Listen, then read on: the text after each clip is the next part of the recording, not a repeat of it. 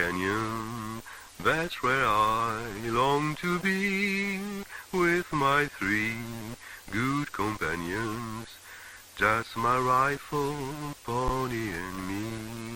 Microciné, bonjour ou bonsoir, ça va dépendre de l'heure à laquelle vous allez découvrir cette nouvelle vidéo. Je disais à mon invité qu'il y avait approximativement, il y a 2 ans de cela, on avait enregistré, parce que c'est la deuxième fois qu'il vient, Philippe Ortoli, on avait enregistré une émission sur son précédent livre, qui n'est pas un ouvrage collectif comme celui qu'on va aborder aujourd'hui, qui s'appelait Être au-delà, et moi je l'avais résumé sur la mort dans le cinéma, quelque chose comme ça, ou au cinéma, et ça avait été une émission vraiment passionnante, plus d'1 heure je crois, à peu près comme ça, et en tout cas...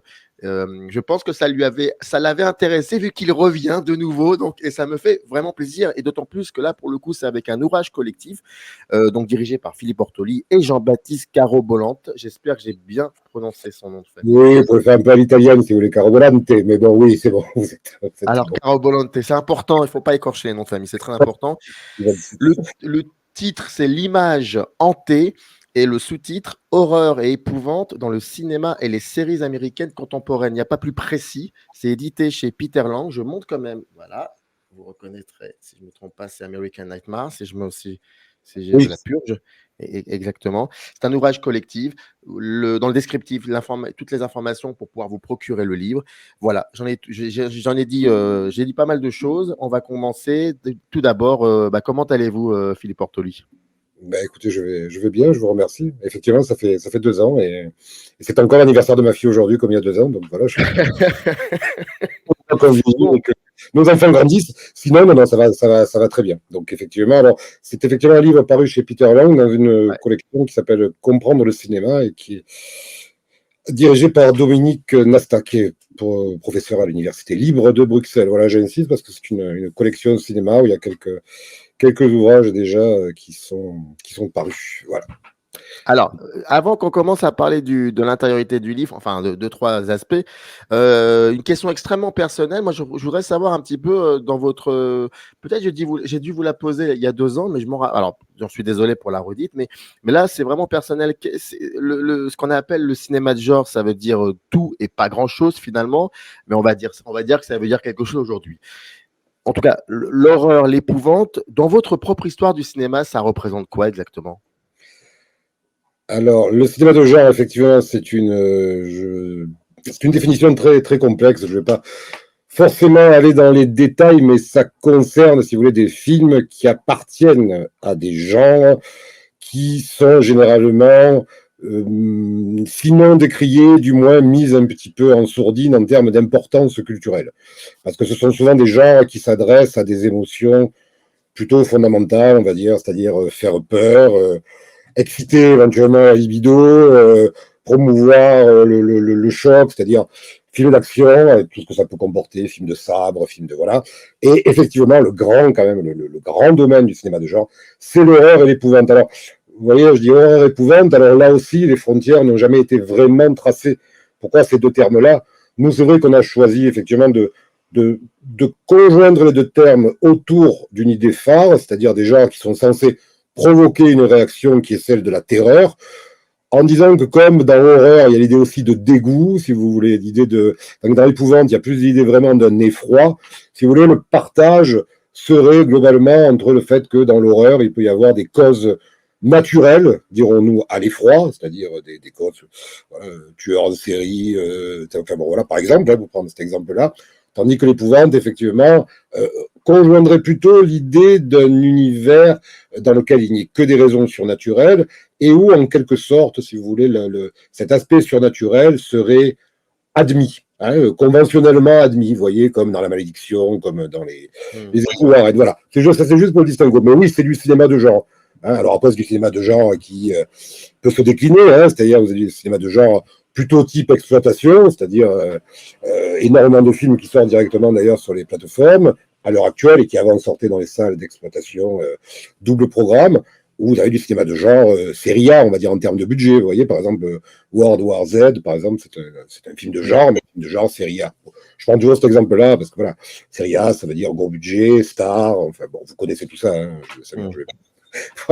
Voilà. Donc c'est un gros. Le cinéma d'horreur et d'épouvante est un énorme pan du cinéma, j'allais dire depuis toujours, depuis son invention, puisqu'il y a un Frankenstein. Bon, je vais ressortir le truc que tout le monde sait, mais il y a un Frankenstein tourné par Edison, bon, voilà, par Dixon, à l'époque d'Edison. Et puis, parce qu'il vous suffit de regarder. En fait, si vous regardez les sorties régulières en salle, et je vous parle même pas des plateformes, c'est vrai que les deux genres populaires, on va dire, qui prédominent en permanence, c'est la comédie, plutôt française, dirons-nous, et de l'autre, c'est l'horreur, plutôt, on va dire, anglo-saxonne, avec, je parle des salles, hein, avec quelques incursions, des fois, asiatiques, coréennes ou espagnoles. Enfin, globalement, c'est les deux genres qui semblent se porter le mieux, voilà. Voilà. Et sur les plateformes, alors là, c'est une véritable inflation, je dirais, hein, parce qu'il y a également toutes les séries, donc c'est vrai c'est une production extrêmement foisonnante, voilà, qui a toujours été foisonnante, hein, en fait, depuis les séries B des années 50, les américaines, tout le courant italien, japonais, enfin, ça a toujours été énormément prolixe. Après bon, c'est une production aussi qui intéresse beaucoup les spécialistes, certaines revues qui sont des revues pour lesquelles j'ai une grande admiration, comme Midi Minuit, pendant longtemps. On a réédité tous les numéros, puis bien évidemment Mad Movies, l'écran fantastique, le défunt, mais je sais pas, j'ai l'impression qu'il rebouge encore, mais je sais plus, Starfix, enfin à l'époque de Christophe Gans, qui en parlait aussi, enfin, vous voyez, l'époque des années 80. Voilà. Bon, il y a d'autres revues aussi, hein, et puis sur Internet, il y a aussi quand même pas mal là aussi David Dead. Enfin bon, voilà, je vais pas tous vous les faire, mais oui, donc il y a quand même beaucoup de choses qui sont dites dessus, et y compris aussi au niveau universitaire, où ça a été pris en charge depuis maintenant quand même pas mal d'années, majoritairement, disons-le, quand même au niveau anglo-saxon. Voilà, c'est vrai que c'est plus des anglo-saxons, et j'ai envie de dire plus des anglo-saxonnes, d'ailleurs, puisque c'est vrai que les grandes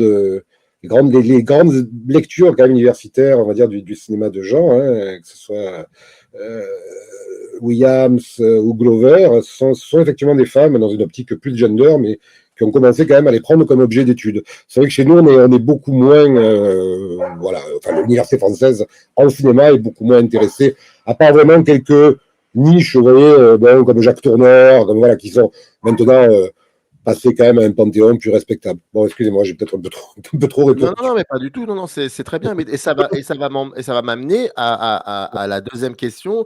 Et vous, dans tout ça, est-ce que c'est depuis toujours le cinéma de genre? Oui, j'ai toujours été intéressé, toujours aimé en tant que spectateur le cinéma de genre. Voilà, alors bon, c'est vrai que j'ai commencé par travailler beaucoup plus sur le western via le western italien, mais c'est vrai que oui, le cinéma de genre, oui, en tant que spectateur déjà, quand j'étais plus jeune, j'avais la chance d'avoir des cinémas à double programme, justement les Grindhouse marseillais, mais bon, qui sont du même ordre, hein. Et donc j'ai vu énormément de films, y compris de ce qu'on appelle un peu des séries Z même, hein, je veux dire, donc il y a eu ça, et puis oui, j'ai été...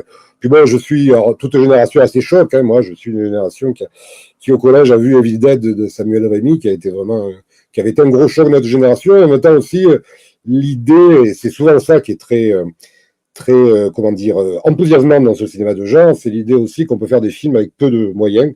Alors c'est vrai que Evil Dead en était un exemple. Bon, il y en a eu d'autres, hein, Blair Witch, Paranormal Activity, enfin des films comme ça qui donnent aussi l'impression d'une forme d'ingéniosité.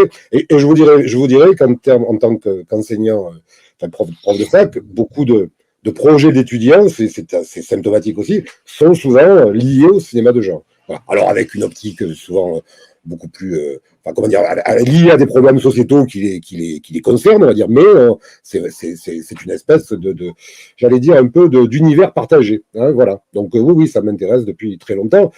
Et puis bon, c'est poreux aussi le cinéma de genre. J'ai assez poreux, c'est-à-dire que moi qui suis absolument contre les catégorisations, mais si on veut la maintenir, beaucoup d'auteurs ont fait du cinéma de genre. Et le genre se maintient justement parce qu'il y a des auteurs qui le font. Bon, ça, c'est mon grand refrain, mais je veux dire, bon, tout le monde, à un moment donné, est passé d'une manière ou d'une autre par le cinéma de genre. Alors, généralement, quand c'est un auteur, on dit qu'il transcende les conventions du genre ou qu'il ne fait pas un simple film de genre. Mais bon, voilà, je veux dire, Fellini, Bergman, la liste est longue, hein, je veux dire, voilà, on sont tous passés à un moment donné par l'horreur, l'épouvante, le fantastique, enfin, ce que vous voulez, mais c'était, voilà. C'est ça aussi que je trouve absolument passionnant. Voilà. Puis le domaine de l'horreur et de l'épouvante a déjà et donne encore lieu aussi à une littérature à la fois écrite et graphique surabondante aussi. Donc ça prouve bien qu'effectivement, il y a aussi une forte demande, j'allais dire, que je ne pense pas simplement, qui n'est pas liée à un effet de mode. Voilà. Parce que je pense que cette demande, elle a toujours été, puisque ce sont des gens qui sont liés voilà, à ce qui structure, j'avais presque envie de dire, tous les individus. Voilà, la peur de quoi, voilà, c'est cette question du quoi, voilà. Mais ça, cette question-là, on peut dire, si je devais résumer alors, de manière très, très, très grossière, hein, et voire même très provocatrice, c'est un peu la question qui hante le livre, pour le coup, sans mauvais jeu de mots. Et déjà ça. Et puis, deuxièmement, le rapport à l'auteur, ça, c'est la troisième partie du livre. Ça, d'ailleurs, vous le dites, c'est la troisième partie, pas la plus importante, mais la plus dense, qui vaut vraiment les gens. Alors, avant qu'on parle de tout ça, une première question qui apporte beaucoup de réponses, mais c'est pas grave. Et en même temps, c'est une belle matière, c'est un bon moyen d'introduction. Et je la pose avec beaucoup de délibérément naïf. Que s'est-il passé après le projet Blair Witch?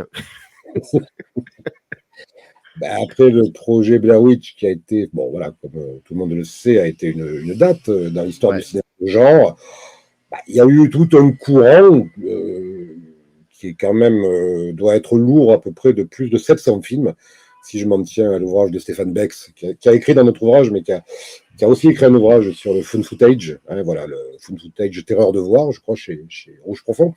Il y a eu tout un énorme courant de films donc qui ont travaillé sur la manière de, j'ai envie de dire presque de remettre, non pas remettre au goût du jour, mais peut-être retraiter des vieilles peurs ancestrales et des figures qui leur sont liées, sorcières, trolls, loups-garous, par le prisme d'un faux reportage, voire d'un faux documentaire tourné à la première personne. Vous me demandez ce qui s'est passé, ça a engrangé énormément de films, mais ça a engrangé aussi énormément de créations, y compris sur Internet. J'allais dire, où vous avez notamment ce que m'a fait découvrir un de mes étudiants, je le dis, je le cite ici, merci Jawad, c'est tous les films d'horreur analogiques, ce qu'on appelle l'horreur analogique sur Internet, qui effectivement développe aussi ce principe-là, si vous voulez, de l'horreur près de chez vous, hein, avec des mythes urbains comme les backrooms, par exemple. Et c'est vrai que c'est Blair Witch, enfin, bon, il ne s'agit pas de dire il n'y a que lui, mais ça a initié, si vous voulez, la voie d'un lien de plus en plus ténu entre l'horreur et l'intime. Voilà, entre l'horreur et l'intime. Alors, certes, on peut le voir comme un côté, si vous voulez, de spectaculariser le réel, c'est-à-dire dire, voilà, vous regardez vraiment ce qui s'est passé, donc faire appel un peu à ce qu'on peut dire le souci de voir les choses réellement. On pourrait rapprocher ça du côté un peu morbide et voyeuriste qu'aurait l'individu au fond de lui, ce qui n'est pas non plus faux, hein. Mais on peut aussi y voir une espèce aussi de souci d'aller de plus en plus vraiment sur l'intime, c'est-à-dire, d'ailleurs, bon, c'est la forme, hein, qui engendre le fond, hein, c'est-à-dire, voilà, quand vous filmez caméra épaule, caméra poignet, vous êtes effectivement, vous butez sur les éléments, vous n'avez pas de champ large, vous n'avez pas de, voilà, donc c'est-à-dire vraiment, on est sur des micro-éléments, et c'est vrai que ça donne des fois des films, je pense à un film récent qui s'appelle, c'est le film sur les deux enfants qui découvrent un matin que attendez, j'ai le titre, mais je ne voudrais pas dire de bêtises, justement. Je t'en prie. Ouais, parce que c'est un film que j'ai trouvé vraiment assez incroyable et que j'ai vu bien sûr sur c'est The House, voilà, The House de Kyle Ball, qui est un film vraiment remarquable et dans lequel vous avez deux enfants. C'est filmé vraiment au niveau des enfants dans une maison, bon, qui découvrent qu'il y a un certain nombre de choses qui ont disparu. Et alors, c'est une vidéo, c'est extrêmement granuleux, c'est difficile à percevoir. Et c'est vrai que c'est marrant aussi parce que depuis Blair Witch, on retrouve dans un certain cinéma, attention, hein, parce que le cinéma d'horreur est prolixe, hein, et dans toute cette vague un peu intimiste, faux documentaire, fausses vidéos domestiques, faux films de famille, on retrouve finalement presque une attitude de spectateur, à mon avis, qu'ont dû peut-être avoir les premiers spectateurs à l'époque du muet. C'est-à-dire essayer tout simplement qu'est-ce qu'on voit, vous voyez, de décrypter vraiment, parce que souvent il y a du mal à distinguer les objets, à les interpréter. C'est très, voilà, ce que Blair Witch a amené. Bon, il n'a pas amené seul, Blair Witch, hein. Je veux dire par là que Blair Witch est arrivé aussi à un moment où la télé-réalité a commencé à exploser en France avec le premier Loft. Donc je veux dire, Et bon, maintenant, avec Internet, c'est devenu tellement exponentiel, démultiplié, c'est-à-dire ce côté que on n'est plus chez Warhol, quoi. Je veux dire, tout le monde peut avoir non seulement son quart d'heure, voire son année de gloire en se filmant. Non, mais je veux dire, en se filmant, en faisant, voilà, enfin, rien de particulier, vous voyez, c'est-à-dire en train de manger, en train de. Voilà, tout ça, ça s'est entremêlé. Et en l'occurrence, par rapport à Internet, pour le coup, ça a généré quand même quelques créations assez intéressantes, voire des créations même de mythologie urbaine. Hein. Je pense à Slenderman, par exemple, qui est une vraie. Voilà, une vraie légende urbaine créée par Internet et qui maintenant d'ailleurs est repris par le cinéma. Ça, c'est assez passionnant d'ailleurs, je trouve. Ces allers-retours, voilà, mais c'est à prendre en compte. Alors, tout le cinéma d'horreur à l'heure actuelle ne relève pas de ça. Mais voilà ce qui s'est passé depuis Blair Witch. Alors ça, c'est évident, quoi. Je veux dire, tout le monde a envie de prendre sa caméra et d'aller filmer sa cave en sursautant. Hein. Vous pouvez rajouter ça aussi, tout ce qui est lié à l'urbex.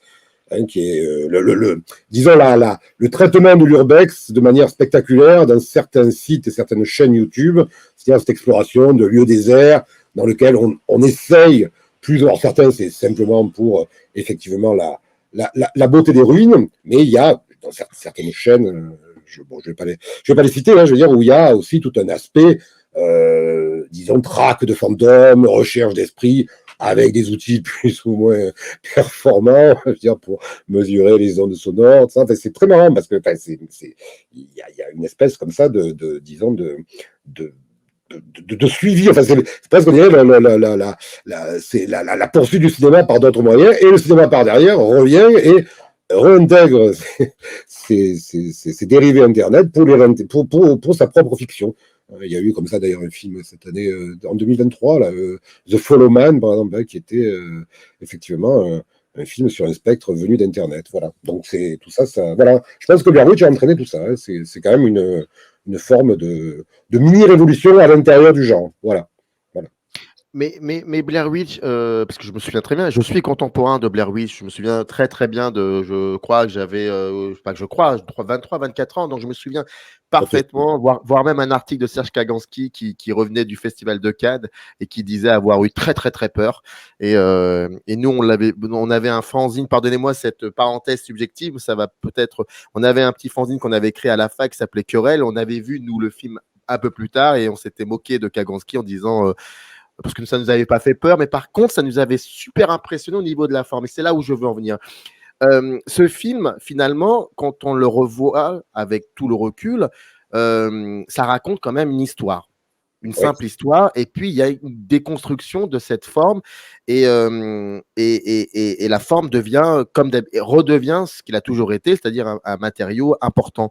Les films qui sont dérivés de cela, voire même ensuite quand Internet a pris le relais, les chaînes YouTube, tout ça, j'ai l'impression que autant il y a une espèce de singerie de cette forme, mais finalement ça devient un entre-soi. Ça ne raconte plus rien, c'est juste quelque chose. Enfin, c'est juste des personnes qui veulent se mettre en scène. Alors que le film, en l'occurrence, ça racontait toujours une histoire. Oui, je vais essayer d'être synthétique. Vous avez raison, d'autant plus que le film aussi prend pour fondement quand même des étudiants en cinéma. Donc c'était quand même un film aussi qui était vraiment très réflexif pour les étudiants. Mais je veux dire, c'est un film aussi qui est marqué par le fait qu'il y a 2 caméras, que c'est encore, effectivement, il y a l'idée d'une caméra pellicule et 35 et 16, si je me souviens bien. Il y a deux caméras, effectivement, dans le film. Donc il y a une espèce de double regard.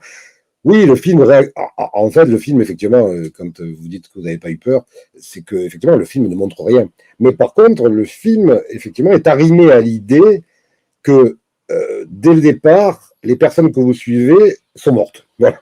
C'est quand même le point de départ de tous ces films de found footage, sont quand même des films d'archives, de fausses archives créées, si vous voulez. C'est ça qui donne un aspect assez mélancolique, presque, dirais-je. Il y a plus que, finalement, la découverte d'une sorcière, ou je vous dis d'un troll, parce qu'en fait, toutes les mythologies ont été réactualisées avec le found footage. Vous avez tout revu, vous avez même eu un Godzilla dans Cloverfield filmé avec voilà, la caméra pour un film pour quelqu'un qui voulait filmer une soirée de départ de son ami. Donc tout a été remis au goût du jour, mais le fait de le mettre à cette distance-là, ça effectivement crée une forme d'empathie qui est quasi tactile, je dirais presque, avec les protagonistes, et qui est d'autant plus comment dire, je dirais pas poignante, mais d'autant plus forte que, effectivement, dès le départ, on sait qu'ils ont disparu. C'est quand même ça le principe. Alors, Blair Witch a été aussi très, très fondateur en reprenant de manière beaucoup plus condensée et brillante le principe dont avait déjà usé Deodato avec Cannibal Holocaust, c'est-à-dire de faire autour du film l'idée que les personnes ont bel et bien disparu, que effectivement ce qu'on va voir, ce sont les films authentiques. Donc il y a eu tout un petit marketing viral, dirons-nous. À l'époque, ça s'appelait pas comme ça. Autour. Mais le spectateur a évolué. Pardonnez-moi de vous interrompre. C'est que à l'époque, on avait demandé à voir les véritables comédiens parce qu'on pensait qu'ils étaient morts. Alors que là, pour Blair Witch, on n'a pas demandé ça. Non, le spectateur, oui, le spectateur a évolué. Non, ça va de soi. Mais c'était le principe aussi d'un film qui était inclus dans un dispositif, ouais. Autour de lui. Vous voyez, ça, il y en a. Bon, voilà, ça c'est aussi quelque chose qui a, je veux dire, qui a participé, je pense, à son succès. Maintenant, ce que vous dites, l'entre-soi, oui, il y a des fois de cela. Il y a quand même des productions étranges et c'est vrai que sans citer de site, je peux juste citer un YouTuber, par exemple, comme Fade Up, par exemple, qui est un jeune et qui fait énormément de vidéos très pédagogiques pour les vieux comme moi, dans lesquelles il décrypte, c'est-à-dire il va vraiment voir il y a des sites quand même très créatifs dans le domaine de l'horreur et certains qui sont authentiquement effrayants. Ce que je vous disais sur les backrooms, par exemple, ces histoires de grandes promenades comme ça dans des espaces vides dans lesquels il y a des fois quelque chose qui surgit, qui fait un jumpscare. Alors oui, maintenant je comprends ce que vous dites, effectivement. Oui, il y a beaucoup d'entre-soi. Oui, ça par contre, oui. Non, mais de toute façon, je ne suis pas en train de vous vanter les mérites d'Internet, de YouTube, en me disant que je dis comme toute création, il y a des choses. Voilà. Ce qui est juste intéressant, si vous voulez, c'est la manière dont le cinéma ne veut jamais se laisser distancer par un autre type de producteur d'images animées. Vous voyez, c'est-à-dire, il avait ça avec la télé, il fait ça avec Internet, il a fait ça avec les jeux vidéo. On a fait d'articles d'ailleurs dessus dans le voile. Je veux dire, il se tient toujours, il ne veut pas être noyé, le cinéma. Donc, mais c'est intéressant en termes d'interférence, si vous voulez. Voilà. Non, après, je suis d'accord, je suis tout à fait d'accord avec vous. Oui, bien oui, tu racontes une histoire très classique. Oui. Comme d'ailleurs la majorité des films de footage. Voilà. Paranormal Activity, c'est pareil, hein, c'est une histoire de possession. Enfin, si vous les prenez au niveau scénaristique, de toute façon, le film de genre, voilà, le film d'horreur et d'épouvante, au bout d'un moment, les possibilités ont été à peu près toutes exploitées. Hein, je veux dire, voilà. Dans le sous-titre du livre, donc le titre c'est L'image hantée, le sous-titre c'est Horreur et épouvante dans le cinéma et les séries américaines contemporaines. Bon, comment dire, si on devait résumer un petit peu la situation, qu'est-ce que ça, comment ça interroge l'angoisse de cette Amérique contemporaine? Comment ça a été, comment cette angoisse s'est traduite en fait via le cinéma et les séries américaines contemporaines? Si on devait vraiment synthétiser grossièrement, c'est pas évident, je l'avoue, mais quelles seraient ces angoisses-là? Parce qu'il y a quand même une angoisse, on est bien d'accord que l'Amérique. Voilà. Oui, il y a une angoisse. Alors, on a dû se limiter à l'Amérique parce qu'effectivement, ça aurait été après un autre ouvrage, mais il y a d'autres civilisations aussi, d'autres productions nationales qui sont extrêmement prolixes en matière d'angoisse. Je ne veux pas être des Espagnols, mais c'est vrai que la Corée, la Thaïlande, enfin, il y a énormément. Restons sur les États-Unis, parce que ça a toujours été le plus gros robinet à images, je veux dire. Donc, effectivement, c'est vrai qu'on a toujours l'impression de connaître mieux cette civilisation que les autres, parce qu'on a tellement vu de films d'eux. Et là, en termes de séries, vous avez un certain nombre d'angoisses, je dirais, qui sont prodiguées. Alors, pour essayer d'être synthétique, je vais essayer de l'être. Vous avez les angoisses qui sont liées à la fin, et plus exactement l'après-fin du monde.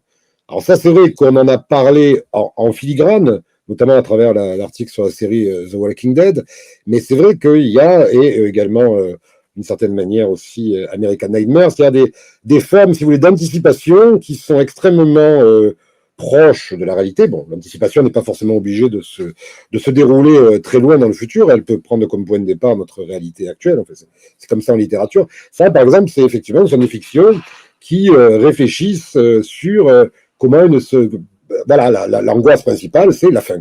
C'est-à-dire une certaine forme de fin d'une civilisation et de quelle manière, justement, pourrait s'organiser dans des aspects vraiment cauchemardesques, hein, une société future suite à des dérives, qu'elles soient généralement liées effectivement au pouvoir, hein, pouvoir politique ou médical ou scientifique. Bon, on pourrait bien sûr faire des liens avec la sphère complotiste dans ce type de pensée.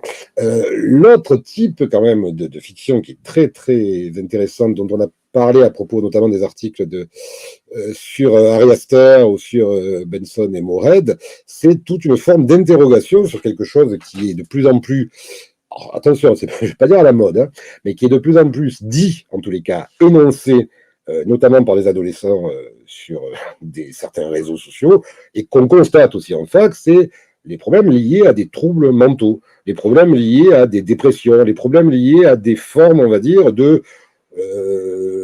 troubles mentaux. Je ne vais pas employer d'autres termes parce que, et c'est vrai que cette espèce aussi d'exploration d'une certaine forme, on va dire, de dérèglement possible, c'est aussi une des orientations que peut prendre ce cinéma-là et proposer des variations sur l'angoisse de l'individu qui devient autre. Alors, c'est ce qu'on appelle, on a dû employer le terme dans l'ouvrage, mais effectivement, il n'y a pas d'article dessus. J'en ai écrit un pour une revue, là, Imaginaire, qui ne va pas tarder à sortir, mais c'est ce qu'on appelle en ce moment, de manière très pédante, je trouve, notamment les Américains, l'elevated horror, c'est-à-dire ou le post-horror, c'est-à-dire des films comme Hérédité de Ari Aster, comme The Lighthouse, The Lighthouse, Mr. Badabouk, enfin, des films qui, justement, sont chaque fois des explorations.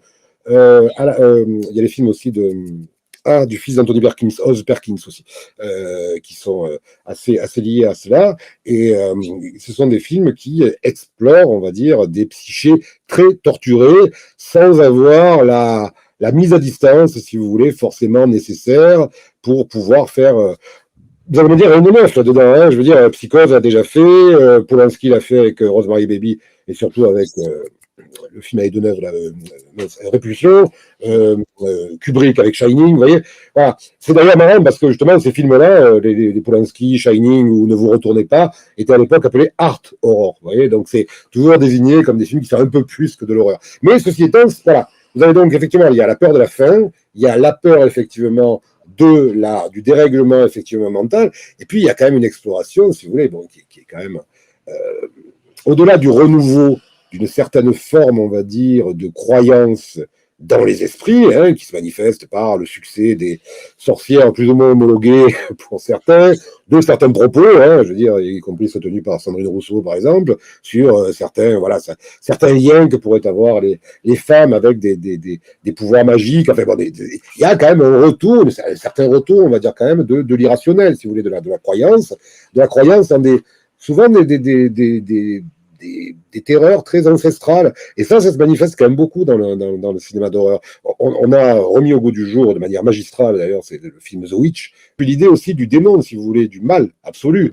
Alors, un des réalisateurs les plus attachés quand même à ça, à l'idée qu'il y a quand même un mal et un bien, c'est Lynch, par exemple. Et c'est vrai que de ce point de vue-là, le chef-d'œuvre de ces dernières années, enfin, à mon sens, dans le domaine du genre, c'est la 3e saison de Twin Peaks, qui est quand même vraiment un des... Voilà.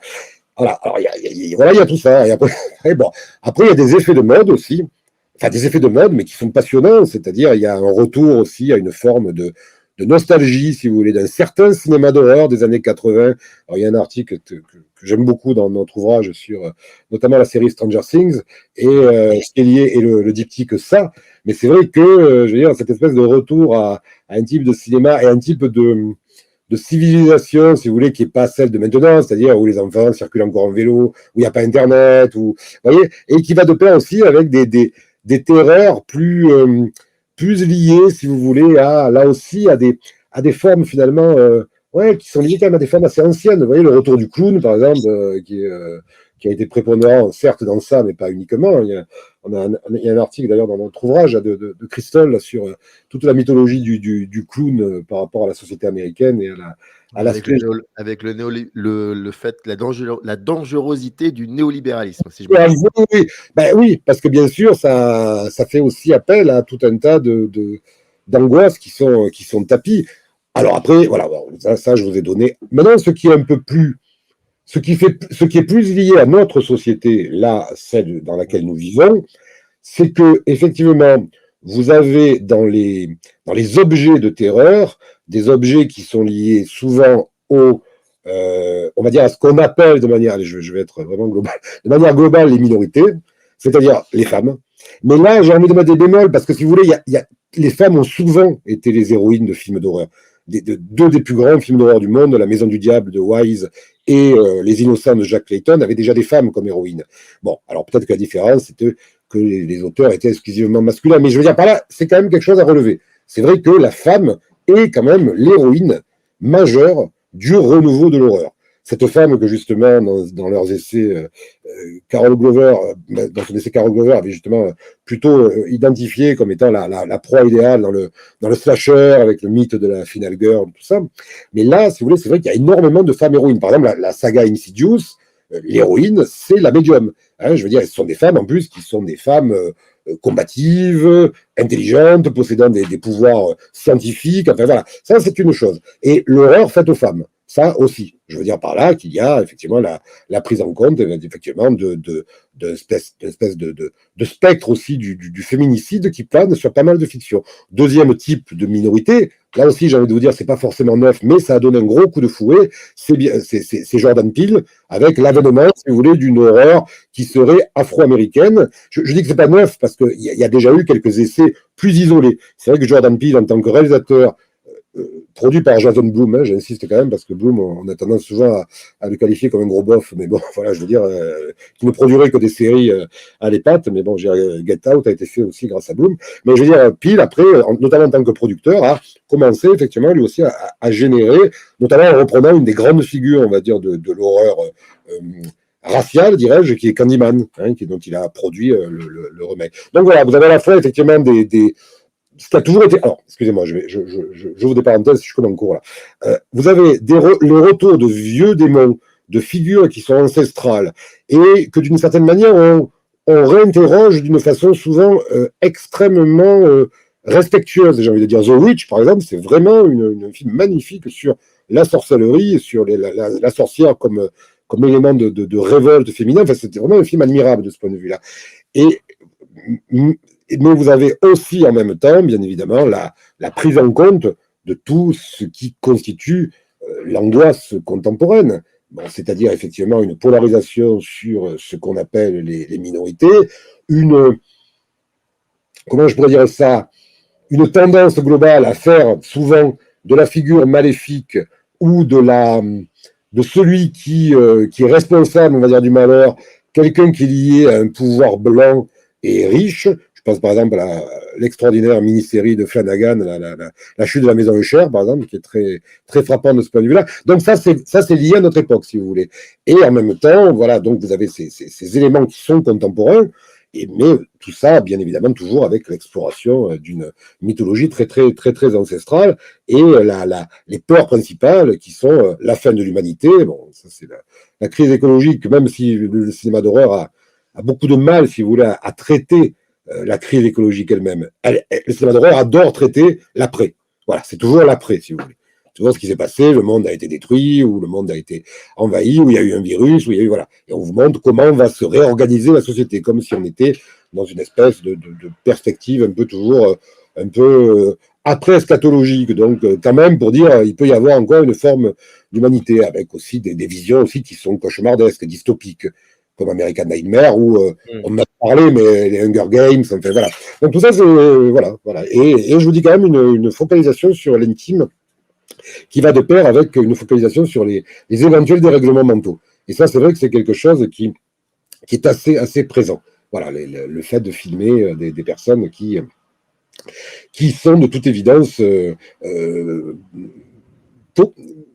possédées, ou en tout cas, si elles ne sont pas possédées, qui sont sérieusement atteintes, on va dire, de certains troubles. Voilà, Aster, je vous dis Aster pour Hérédité, qui joue beaucoup justement sur cette nuance, bon, et qui finalement sacrifie à l'épouvante vers la fin. Voilà. Alors, 3 choses. Premièrement, mes excuses auprès de celles et ceux qui nous regardent et futures lectrices et lecteurs. On ne pourra pas tout dire malheureusement, aujourd'hui dans l'émission donc mais on va quand même essayer de soulever 2-3 choses.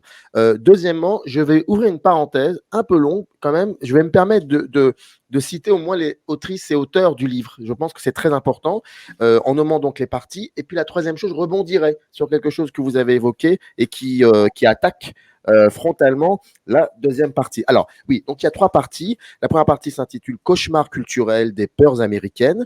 Donc, il y a 4 textes. Mangez-moi le western, l'horreur et le cannibalisme, c'est Yann Calvé.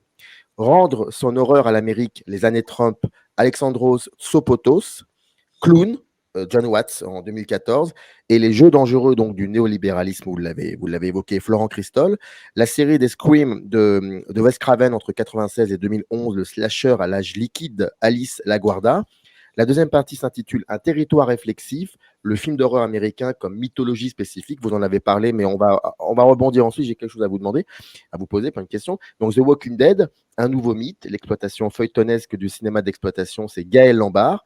Que le massacre continue, repris, citations et références foisonnantes de Massacre à la tronçonneuse, le film de 74. Hélène Frasick. H contre Evil Dead, le triomphe de la matière, ça c'est vous. Teen Horror Stories, horreurs adolescentes à l'ère du vintage audiovisuel, Mira Perampalam, j'espère que j'ai bien prononcé. Impeccable, c'est ça. Eh ben, très bien. Partie 3, donc la dernière partie, Peurs originelles, le cinéma américain et les racines de la peur. L'inquiétant petit monde gigonne de Justin Benson et Aaron Moorhead, Le monstre et l'infini dans Resolution, Spring et The Endless, Éric Jarneau.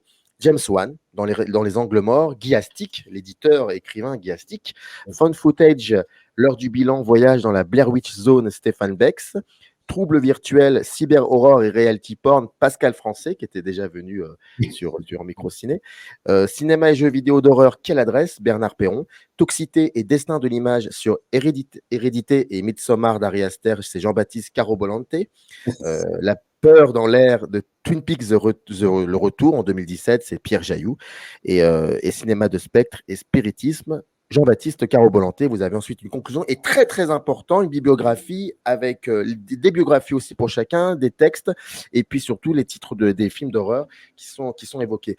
Juste revenir sur la partie 2, je l'avais noté quelque part parce que à un moment vous avez écrit dans l'introduction, oui, donc chaque partie a une introduction, oui, vous parlez que on associe souvent ce terme très facilement nostalgie. Et vous dites c'est plutôt explorer l'image par l'image. Ça m'intéresserait que vous en parliez de ça, de l'exploration de l'image par l'image, de ce retour au mythe, ou alors de revisiter des films. Je me souviens que le dernier Massacre à la tronçonneuse qui était sorti sur Netflix, il y avait pas mal de personnes qui avaient été un peu outrées par le côté très réactionnaire contre dans la fameuse séquence du bus où voilà, ça vous fait rire. Du film, mais bah oui, c'est réactionnaire. Donc voilà. Et là, c'est vrai, quand on regarde ça, on se dit bon, qu'est-ce qui se passe? Et ça peut être intéressant l'exploration de l'image par l'image. Pour le coup. Oui, alors ça marche pas pour tous, si vous voulez. Hein. C'est-à-dire qu'il y a. Non, je veux dire par là qu'il y a de toute évidence une grande tendance actuelle qui est celle de la reprise. Soit la reprise en remake, soit la reprise en préquel, en reboot. Bon, vous voyez, en ce moment, sur les écrans, vous avez la malédiction, donc avant la première malédiction. Bon, voilà, je vous prends un exemple vraiment, là, pendant qu'on parle, hein, c'est sur les écrans. Après, vous avez effectivement une tendance très nette qui se manifeste aussi dans les séries télévisées. C'est-à-dire que les séries télévisées, il y en a énormément. Il y a toujours eu des séries télévisées qui complètent, qui développent des films. Vous avez déjà ça dans les années 50. Hein. Il y avait On avait les perdus, il y avait Police sur la ville, Madigan. Bon, en fait, c'est déjà arrivé. Mais là, c'est vrai que c'est particulièrement sur les films d'horreur. Bon, vous avez eu Hannibal, par rapport au Silence des agneaux. Bon, voilà, je ne vais pas tous vous les faire, mais et quand je vous dis ça ne marche pas pour tous, c'est pas. Non, c'est-à-dire qu'il y a quand même, par exemple, ce que fait Rémi, ce qu'ont fait les réalisateurs et Rémi et Campbell avec Evil Dead, bon, je vous dis ça parce que j'ai écrit dessus, mais c'est vraiment une série que j'ai trouvée absolument remarquable parce que c'est vrai que c'est vraiment une manière d'aller revenir sur le film originel, qu'il y a des plans, il y a des retours sur le lieu, des retours sur le plan, le fameux plan à ras de terre qui souligne le démon, et d'essayer vraiment de travailler, si vous voulez, sur ça, sur l'idée de la reprise, de la répétition, du retour du même. Alors comme en plus c'est un film où il y a énormément de thèmes, de sosie, de double, ça renvoie effectivement à une interrogation globale aussi sur la question de la on va dire de l'original et de la copie. Et bon, je trouve ça très très intéressant. Quand je dis l'image explorée par l'image, ben, c'est-à-dire que c'est un processus qui peut être vu comme un processus maniériste d'une certaine manière. C'est-à-dire on va regarder un plan, on va regarder et on va un plan, une séquence, voir des fois un détail, je veux dire un personnage, je pense à Bates Motel sur Norman Bates par exemple, vous voyez, Miss Ratched par rapport à Vol de Ciel du Coucou. Bon, c'est pas vraiment de l'horreur, mais ça s'en approche. On va transformer, par exemple, le remake en série de Dead Ringers, de Faux Semblants, de Cronenberg, où on remplace les deux personnages masculins par deux personnages féminins, chaque fois joués, bien sûr, par le même. Vous voyez, ce sont à chaque fois des interrogations qui sont prodiguées par l'image. Alors, on peut dire, bon, c'est une manière de faire de l'autre avec du même. Mais justement, l'interrogation est intéressante parce que d'une part, c'est sur la question du genre, déjà. C'est-à-dire, qu'est-ce que c'est que les films de genre, qu'est-ce que c'est qu'appartenir à un genre, hein. C'est aussi reproduire des caractéristiques qui étaient déjà là, mais en les transformant légèrement ou plus frontalement. Mais c'est ce rapport toujours à la différence que je trouve intéressant. Et c'est un des principes, j'allais dire, du cinéma. Il y a toujours eu des remakes, il y a toujours eu des reprises, il y a toujours eu, vous voyez...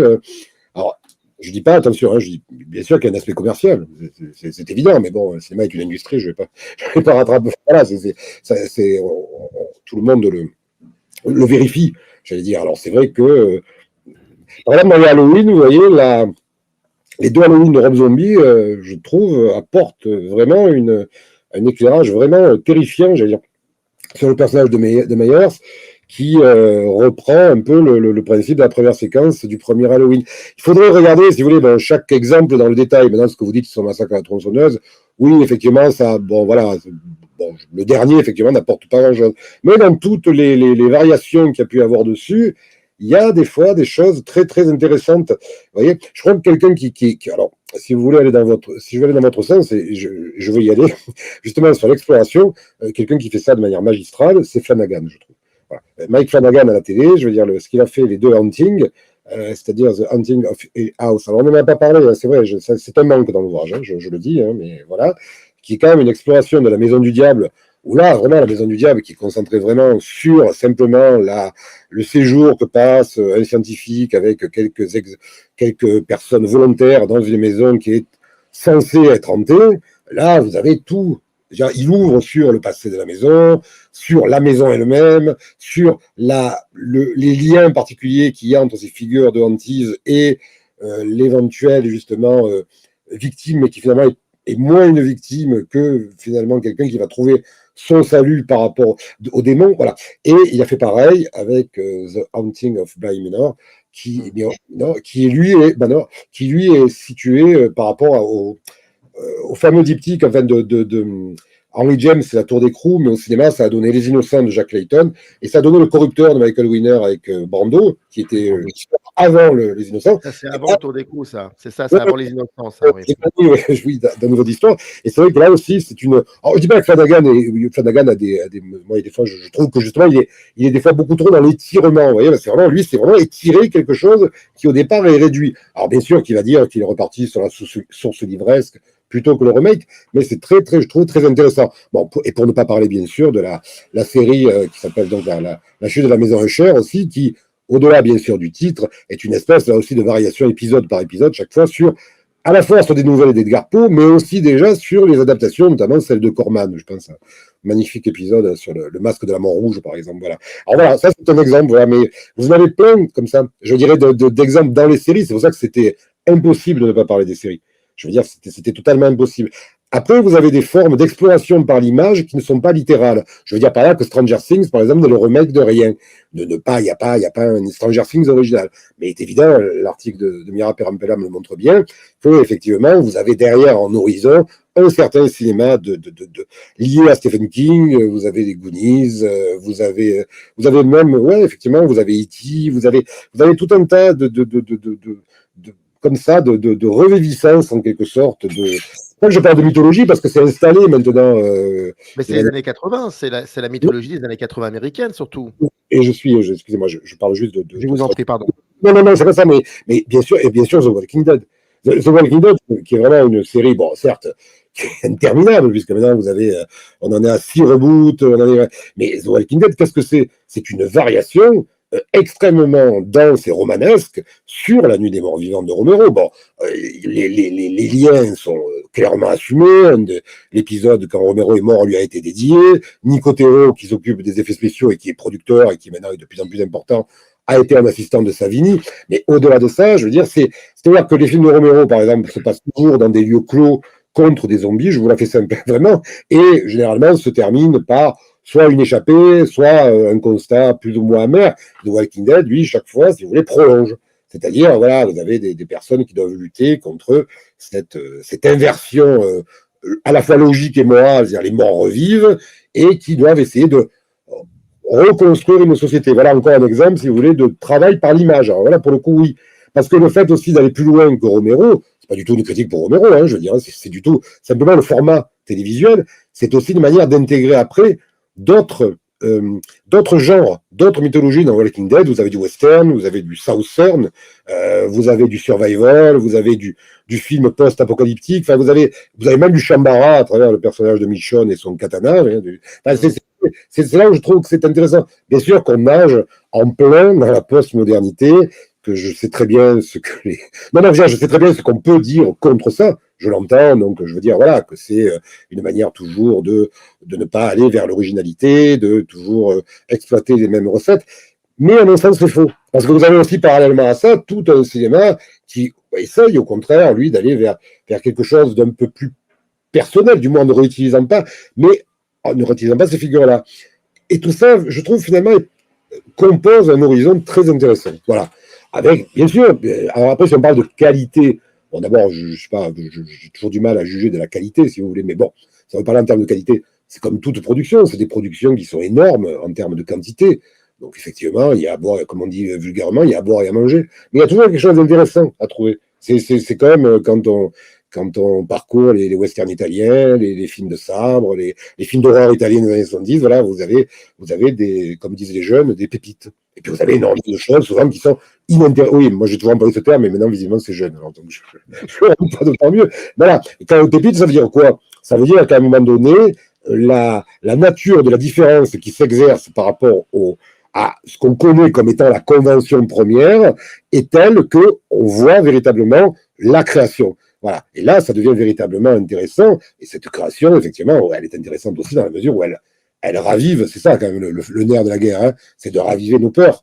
C'est-à-dire notre peur fondamentale, notre peur, c'est l'inconnu. On a peur de l'inconnu. Je veux dire, l'inconnu, aussi bien ce qu'il y a à l'intérieur de nous, c'est-à-dire le corps et toute la partie, on dirait plutôt gore, entre guillemets, hein, de ce cinéma-là, et tout ce qu'il y a au-dessus de nous.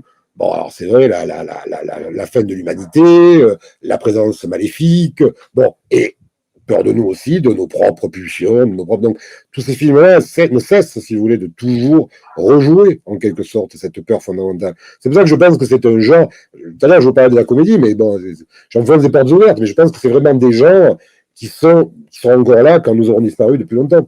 Les gens auront toujours envie de rire et auront toujours envie d'avoir peur. Je suis un genre, donc j'ai toujours envie de rire et d'avoir peur, parce que effectivement, ça fait partie de nos besoins fondamentaux, parce que ça nous confronte avec quelque chose qui est... voilà, je vous dis, c'est très basique ce que je vous dis, mais quand même, enfin, c'est quand même important, à des questions qui sont de véritables questions existentielles, tout de même si on les décline pas de cette manière-là.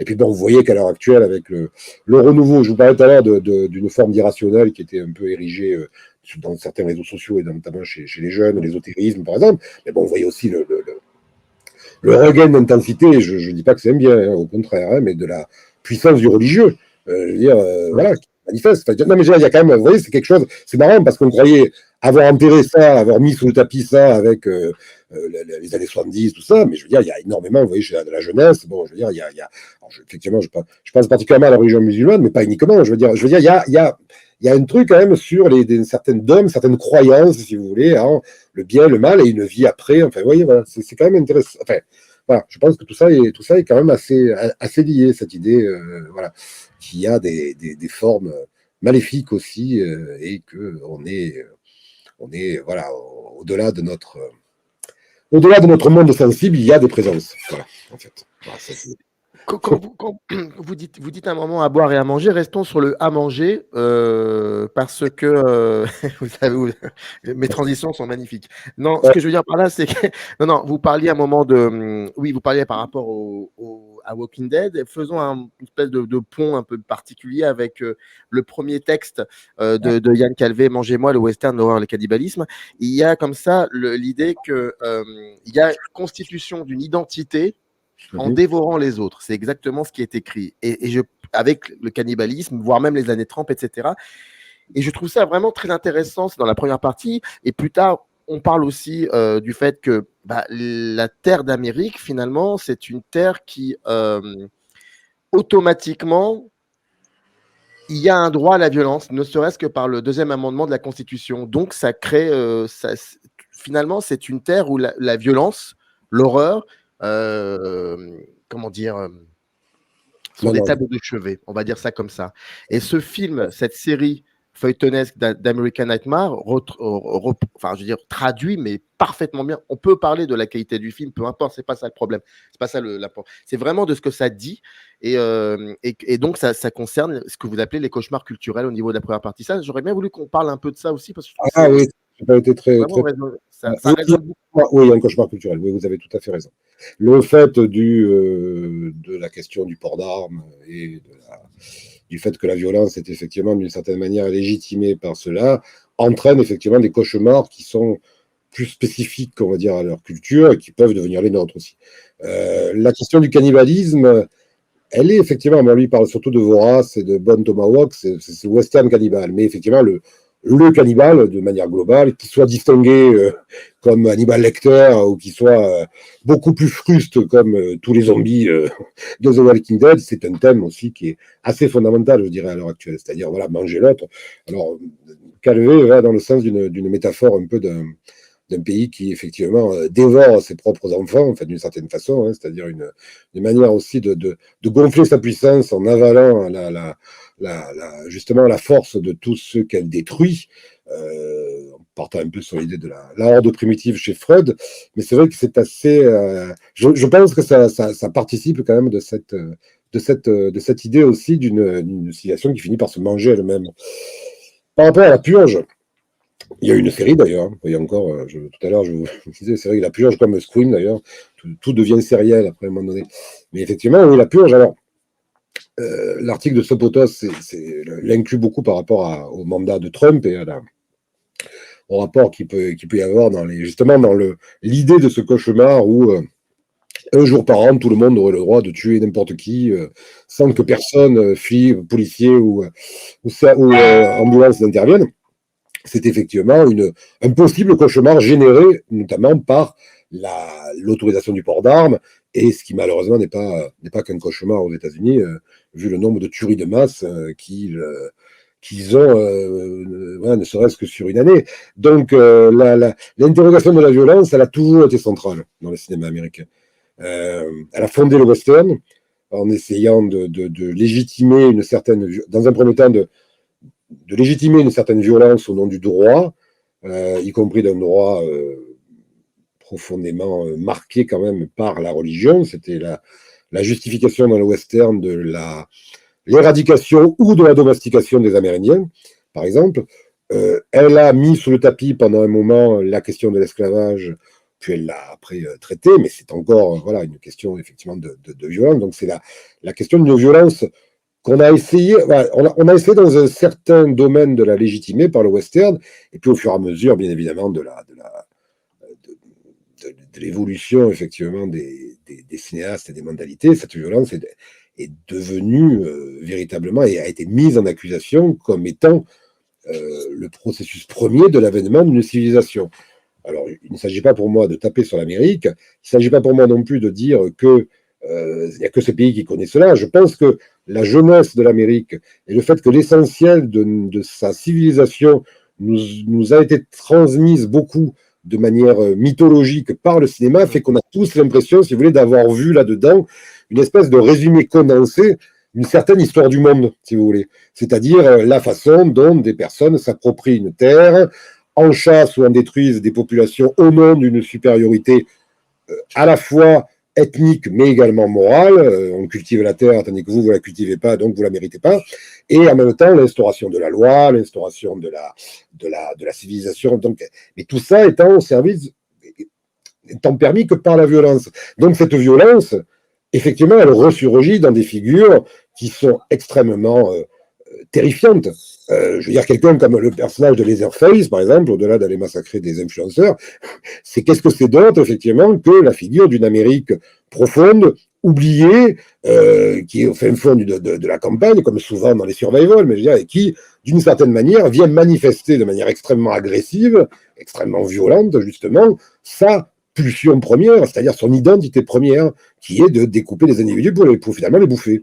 Voilà, donc il y a quelque chose, si vous voulez, là-dedans. Oui, ce sont des figures Leatherface, plus Leatherface d'ailleurs que Michael Myers, mais si vous voulez, ces grands croque-mitaines, Freddy Krueger, vous voyez, enfin, on n'en parle pas parce qu'il n'a pas ressurgi depuis un petit moment, mais toutes ces grandes figures de tueurs, voilà, ça rejoint quand même à des figures ancestrales qui sont celles du croque-mitaine, si vous voulez, mais c'est aussi une forme de retour, chaque fois.